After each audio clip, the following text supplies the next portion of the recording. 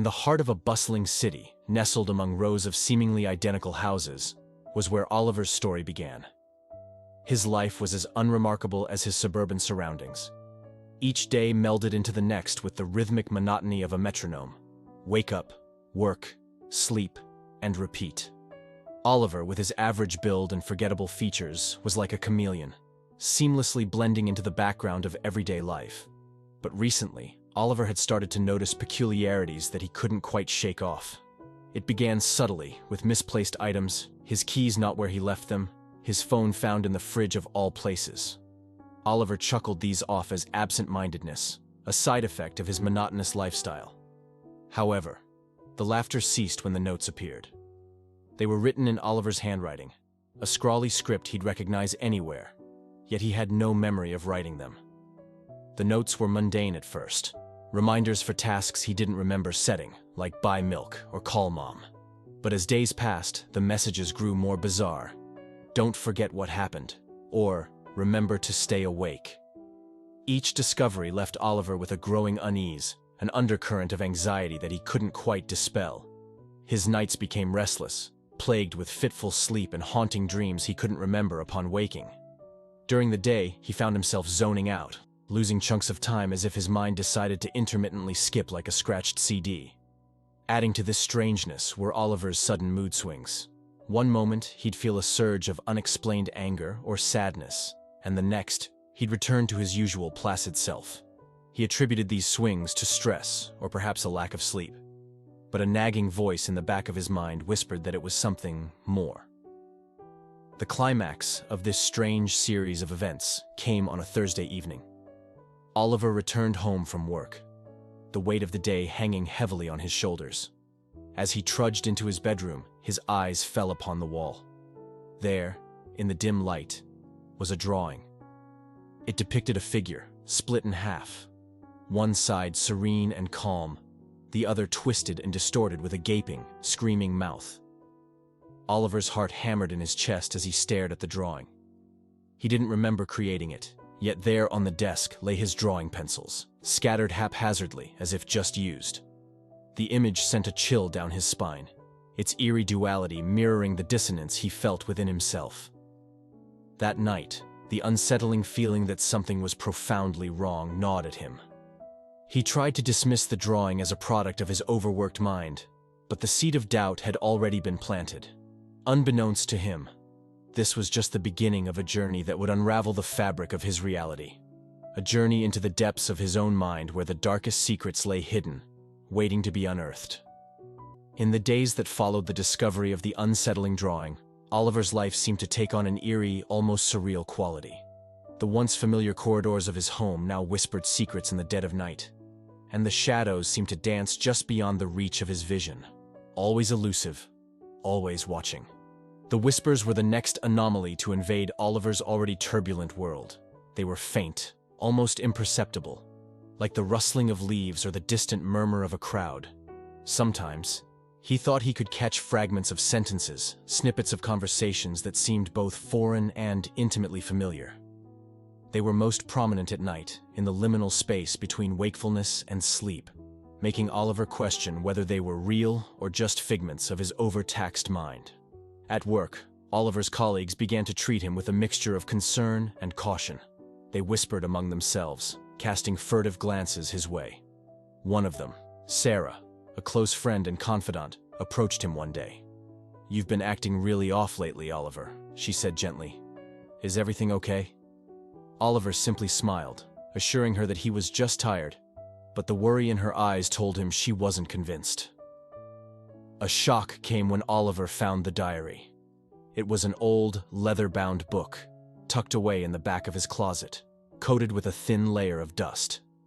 The pages were filled with entries in Oliver's handwriting, detailing events and emotions he had no memory of. Some entries spoke of anger and resentment, feelings Oliver couldn't fathom having. Others mentioned meetings and places he'd never been to, or so he thought. As the days passed, the mirror in his bathroom became a source of dread for Oliver. One morning, as he brushed his teeth, he caught a glimpse of his reflection sneering back at him with a look of contempt. He blinked, and his reflection returned to normal. But the image lingered in his mind, a haunting reminder that something was amiss. Oliver's sleep became fractured, filled with dreams that were more nightmares than anything else. He would wake up in cold sweats, heart racing, with only the fading echoes of screams in his ears. His days were no better, with hours slipping by in a daze, leaving him feeling disconnected and adrift. As Oliver was preparing dinner one evening, he suddenly found himself standing in his living room with no recollection of how he got there. In his hand was a knife from the kitchen, its blade gleaming ominously in the dim light. The TV was on, blaring a news report about a recent string of violent incidents in the city, a sense of dread washing over him. That night, as he lay in bed, he couldn't escape the feeling that he was losing control of his own life. The diary, the whispers, the strange reflections, they all pointed to a reality that he was afraid to confront. As the boundary between his waking life and his nightmares continued to blur, the incidents grew both more frequent and more disturbing. There were mornings he would wake up in locations completely foreign to him, once in a park several blocks away, another time in his car parked at the far end of a deserted lot. These awakenings were always accompanied by a disorienting fog of confusion, with no recollection of how he ended up there. Increasingly alarmed, Oliver decided to play detective in his own life. He started jotting down notes of his daily activities, setting reminders on his phone, and even resorted to talking to himself on video to keep track of time. But the gaps persisted, defying his attempts to contain them. The encounters with strangers began to escalate. On a seemingly ordinary day, while walking down a familiar street, a stranger approached him with a mix of fear and anger. "Stay away from me," the man hissed, his eyes wide with a mix of recognition and terror. Oliver stood frozen, utterly baffled. He had never seen this man before, or so he thought. But the man's reaction was too intense, too personal to be a case of mistaken identity. Oliver's friends started to pull away, their concerns morphing into a wariness that bordered on fear. They spoke in hushed tones, exchanging glances that Oliver couldn't interpret. One friend, after a few drinks, let slip that he had been prone to sudden, inexplicable outbursts of rage, a side of him that he himself had no memory of. The revelation was like a punch to the gut. He felt like a stranger in his own body, a puppet whose strings were being pulled by an unseen hand. One night, while searching for some old photographs, Oliver stumbled upon a hidden door in his basement. Behind it lay a small, sparsely furnished room. The room was alien yet strangely familiar, filled with objects and clothes that he didn't recognize as his own. On the desk lay a collection of photographs. Photos of places he didn't remember visiting, people he didn't recall meeting. As he stood in the middle of that hidden room, a chilling realization dawned on him. His life, his identity, was not what it seemed. There were pieces of his existence, entire chapters, that were missing from his conscious mind. The discovery left him reeling, a feeling of vertigo overtaking him as the walls of his reality seemed to crumble around him. That night, Oliver experienced a complete blackout. He awoke in the early hours of the morning in an unfamiliar part of town, standing in an alleyway he didn't recognize. His clothes were torn, his body ached, and in his hand, he clutched a bloodied piece of cloth. Panic set in as he frantically tried to piece together the events of the night, but his memory offered no clues, only a suffocating blackness. As he stumbled home, the sun rising on a city that felt more alien with each passing day, he realized the terrifying truth. He was no longer in control of his own actions, no longer the master of his own destiny.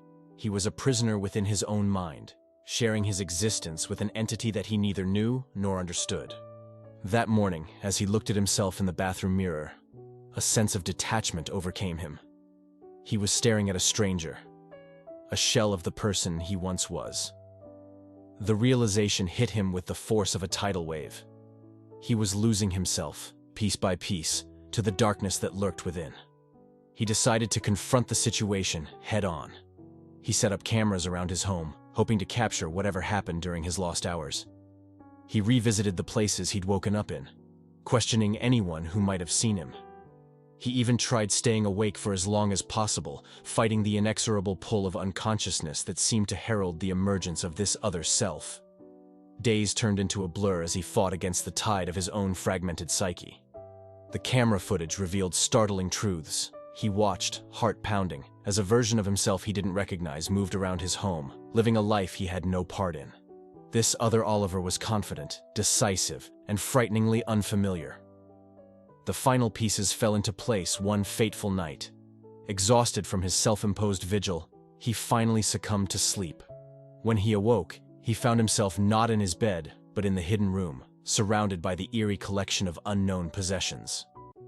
In that room, he discovered a series of audio recordings, diaries of sorts, made by his other self.